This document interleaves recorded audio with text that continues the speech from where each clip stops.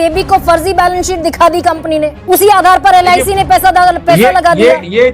ये जानकारी मेरे पास नहीं है। ये जब इसका इन्वेस्टिगेशन, देश के प्रधानमंत्री के साथ फोटो है उस आदमी की, राजेश मल्होत्रा की, जो सीपीएम आज का घोटाला दिखा देती हूँ राजेश जेटली, उसको टीवी पर सर आज का घोटाला दिखा दूं। 15 लाख करोड़ रुपए, 15 लाख करोड़ रुपए इस देश की एक कंपनी ने बाकायदा सेबी को दिखाया कि 15 लाख करोड़ की मेरी वर्थ है, और जिसमें एलआईसी ने पैसा लगाया कि हम पाकिस्तान के खिलाफ ऑपरेशन सिंदूर भी करेंगे, और जब महंगाई पर बात आएगी तो पाकिस्तान का एग्जाम्पल देकर बताएंगे हम पाकिस्तान से बढ़िया हैं। ये भी नौबत आ जाती है ना अच्छे दिनों में, और सही है, सारा फोकस यहीं पर चला जाता है। राजीव जेटली प्रधानमंत्री कौन बनेगा, राष्ट्रीय अध्यक्ष कौन बनेगा, मुख्यमंत्री कौन बनेगा, सारा फोकस यही चला जाता है और तुलना करने लगते हैं महंगाई पर पाकिस्तान से।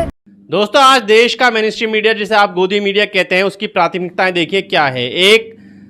इसका छोटा सा नमूना देखिए। एक तरफ देश के कॉर्पोरेट इतिहास का अब तक का सबसे बड़ा घोटाला हो जाता है। राजेश एक्सपोर्ट्स, जो सोने के निर्यात की सबसे बड़ी कंपनी है, उस पर सेबी 15.15 लाख करोड़ रुपए, जी हां सही सुना आपने, 15 लाख हजार करोड़ रुपए की हेरा फेरी का आरोप लगाती है।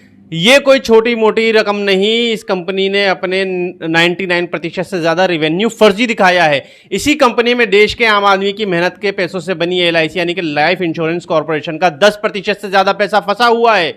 लेकिन क्या आपने इस 15 लाख करोड़ के महा घोटाले पर किसी टीवी पर डिबेट देखी, किसी न्यूज चैनल पर कोई प्राइम टाइम पर डिबेट देखी गई? क्या कोई एंकर आपने देखा जो चिल्ला चिल्ला कर पूछ रहा है कि देश का पैसा कौन खा गया? नहीं, बिल्कुल नहीं। क्यों? क्योंकि मीडिया को देश नहीं सत्ता का धर्म बचाना है। इन टीवी एंकरों के लिए 15 लाख करोड़ रुपए के घोटाले से ज्यादा जरूरी है शामली का आयुष मलिक।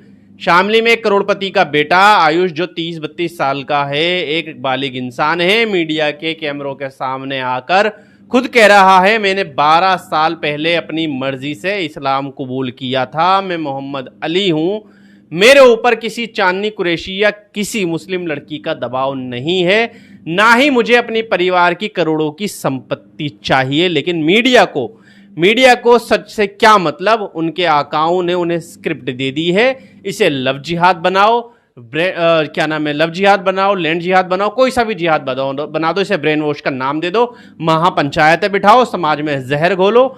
आयुष चीख चीख के कह रहा है कि ये मेरी व्यक्तिगत आस्था का मामला है, लेकिन गोदी मीडिया इस व्यक्तिगत मामले की राष्ट्रीय सुरक्षा का मुद्दा बताकर 24 घंटे हिंदू मुस्लिम का नंगा नाच कर रहा है। लेकिन 15 लाख करोड़ का घोटाला जो कर दिया गया, 15 लाख हजार करोड़ का घोटाला कर दिया गया, उसका सवाल नहीं पूछा जा रहा। जरा सोचिए दोस्तों, ऐसा क्यों होता है? जब भी पूंजीपतियों और सत्ता के गठजोड़ का कोई भयंकर घोटाला सामने आता है, चाहे वो इलेक्ट्रल बॉन्ड हो, अडानी अंबानी का मसला हो, या राजेश एक्सपोर्ट का 15 लाख करोड़ का फ्रॉड, अचानक से गोदी मीडिया के पिटारे से कोई ना कोई आयुष या कोई ना कोई लिहाज जिहाद या मंदिर मस्जिद का मुद्दा बाहर निकाल लिया जाता है और उस घोटाले को चुपचाप दबा दिया जाता है, ताकि आम आदमी की जेब कटती रहे और उसे पता भी ना चले कि उसके साथ हुआ क्या है, ताकि एक बेरोजगार नौजवान इस बात पर गुस्सा ना हो कि उसका भविष्य कैसे लूटा जा रहा है, बल्कि वो इस बात पर लड़ता रहे कि किसी आयुष ने इस्लाम को कबूल क्यों किया। पूंजीपतियों ने 15 लाख करोड़ डकार लिए, देश के निर्यात का आंकड़ा फर्जी बना दिया, लेकिन आपके और हमारे लिए बहस का मुद्दा क्या तय किया गया है? एक बालिग लड़के की शादी और उसका धर्म। यही फांसीवाद और पूंजीवाद का सबसे घातक गठजोड़ है। अमीर तिजोरियां भर रहे हैं और मीडिया जनता को धर्म की अफीम चटा रहा है। जब तक आप टीवी स्क्रीन पर लव जिहाद की झूठी बहसों में उलझे रहेंगे, तब तक पीछे के दरवाजे से देश की संपत्तियां ऐसे ही बिकती रहेगी।